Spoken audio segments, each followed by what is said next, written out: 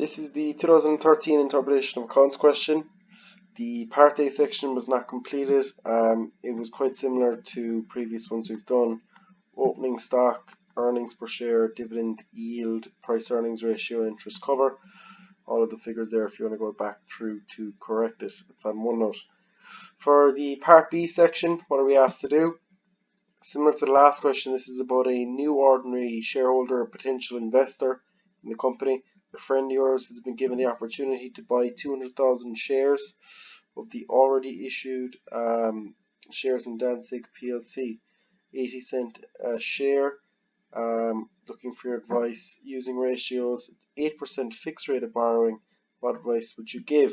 So this part B here, straight away we're starting here different to the last one where we to kind of write a report, because the last question we dealt with was looking at it from the perspective of writing a report to Tom. This one we're just asked for our advice. So I've included the advice here at the start. Obviously I wouldn't recommend kind of starting with the advice. In fact, I'm going to move it now.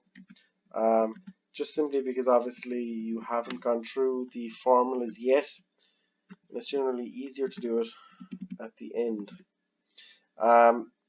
But it's quite important. It can't be forgotten. It's generally only a line. I would not advise my friend in this case to borrow 200,000 shares in Dantzig PLC. Getting that there gives you 3 marks. It's one line. It's quite simple, but just make sure you have some form of a summary in there.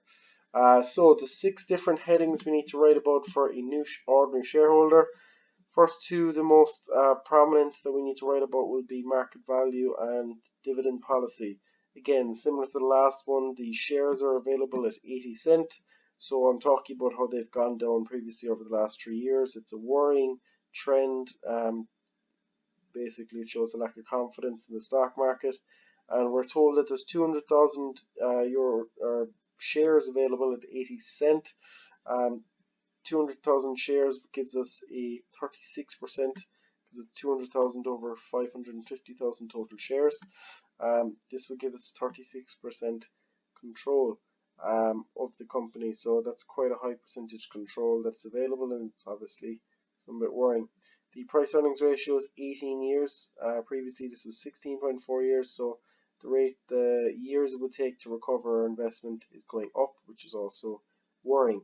I'm going through this quickly because we have seen this again and again, and we'll be doing many more questions, so over time this should become more familiar.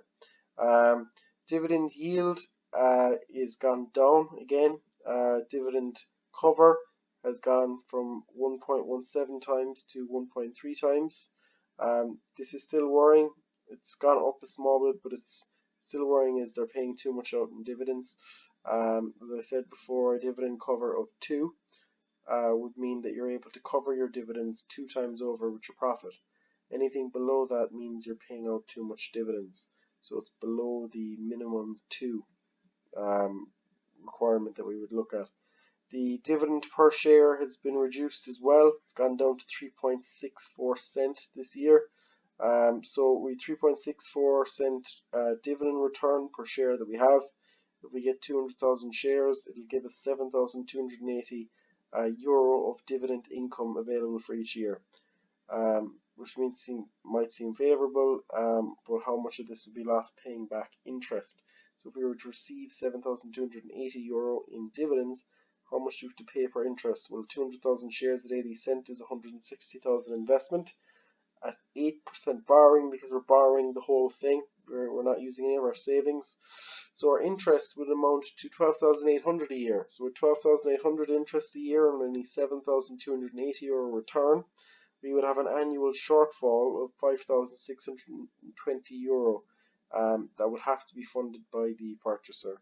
The earnings yield here, just to focus on this a little bit again, because we hadn't seen this in the ordinary shareholder itself, we're only seeing it with the investor. The earnings yield would be 5.56%. The formula for that is the earnings per share divided by share price this year. So the earnings per share we got above was 4.73 cent, and the return in terms of the share itself, we're we're told a couple of information here. Okay, so we're told the share from last year, we're told the share for this year, and we're told how much they can buy the stock, each share at. But the share price for this year is this guy here, the 85 cent. So 4.73 divided by 85 multiplied by 100 over 1 gives you 5.56%. That's your earnings yield. It's your real rate of return on shares. So that's how much they could, I suppose, their return for investing in the company per year. So that 5.56 return per year doesn't seem very favorable when you compare it to the fact that they're paying 8% interest on borrowed money. So obviously that is it's not a great position to be in, so it's disappointing. Profitability, the third thing we're looking at, they're not very profitable. Their return on capital employed has gone down.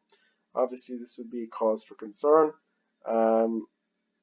The 5.37% is the ROCE, but we're paying 8% interest. So interest on borrowed money is 8%. It's higher than the rate of profit the company is making, which is concerning. As every year we're only making this amount of profit, but we're paying out this much amount on 200,000 investments.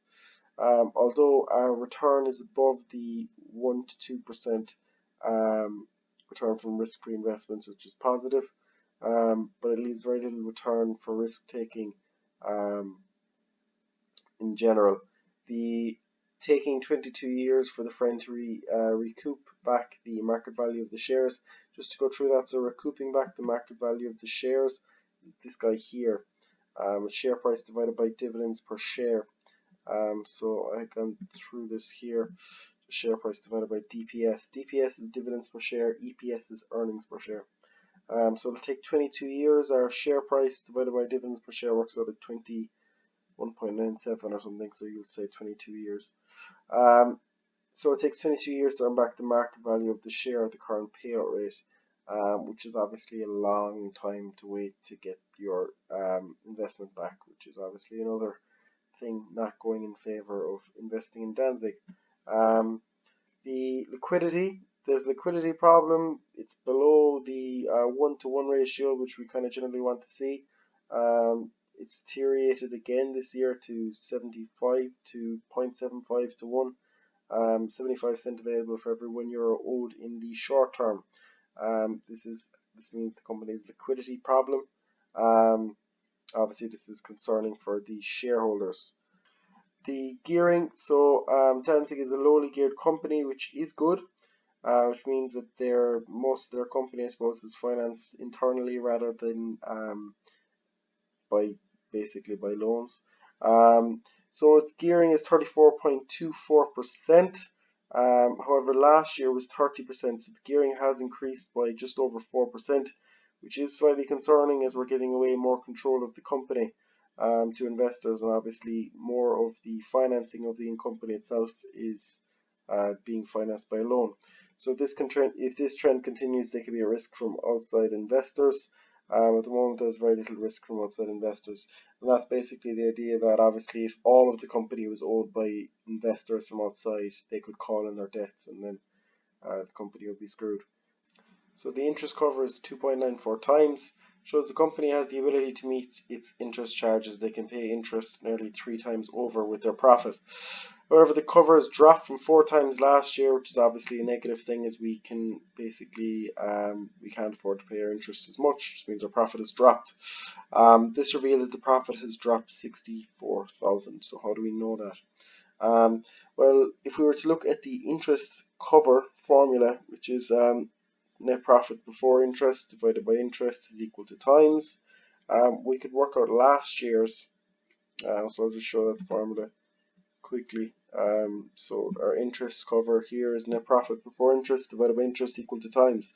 So I know my times is 4, and I know my interest. The reason I know my interest is because my interest for this year is the same as my interest for last year. The debentures, which is 200,000 at 8%, I pay that 8% every year, so that 16,000 I owe on interest is the same. So my net profit before interest, we're going to keep interest as part of this here.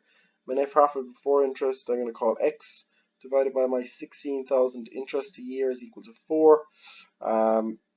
Bring over the 4 here. 16 leads to 16 multiplied by 4, so 64,000. So my net profit before interest is going to be equal to 64,000. So we're including interest in this one here just because we're seeing basically what our profits are like before interest when we're discussing our interest cover. So in 2011 that was our profit from last year, so obviously that's gone down. This year our net profit before interest is 31,000 plus 16,000. My net profit before interest this year is 47,000. So if my net profit before interest this year is 47,000 and it was 64,000 last year, that means it's dropped by 17,000, and that 17,000 divided by last year's one will show me what percentage is dropped by. 17,000 divided by 64,000 is 26.6%. So that's my net profit plus interest for this year. It's 47,000, 31 and 16,000. The difference between both years divided by last year. So the difference between the 47,000 and the 64,000 is 17,000. 17,000 divided by last year's of 64,000 gives me my rate that has dropped by 26.6%. This section here is not always needed, and I'm probably going through it quite quickly. I would suggest if there's any part of this that you're not fully understanding first time, take your time, look through the figures, and you can obviously rewind what I'm saying. So if there is a part anywhere that is confusing you, please don't just watch the rest of the video and bypass that section. You can obviously pause and rewind what I'm saying. This wouldn't always be required, but they had it here in the marketing scheme, so I'm going to talk about it. But it is sometimes difficult for people to wrap their head around. Don't worry about it if you're completely lost. We'll see it again a couple of more times, and it's not very commonly introduced into the marketing scheme. So the net profit and interest cover itself, focus on the interest cover here, it's dropped from 4 times to 2.94 times. This is a bad trend. If this trend continues, there is a risk that the company will not be able to meet its interest charges. Last one, sector, exact same as the 2015 question. We're in the food processing sector, short term under pressure, volume of imports and shortage of ready-made cash in the economy. However, they're staying largely profitable during the pandemic. Obviously, the food sector isn't completely shut out. People are still buying food. The long-term prospects are more encouraging. Imports from abroad should return to previous high levels so they can return to producing a larger volume of food goods. Finally, just finishing it off then again what we had said at the start, we're advising your friends not to borrow money for the purchasing the 200,000 shares in Dantzig PLC. As you can see above, the general, I suppose, the company itself is struggling and disimproving, so you would not be recommending to buy those shares.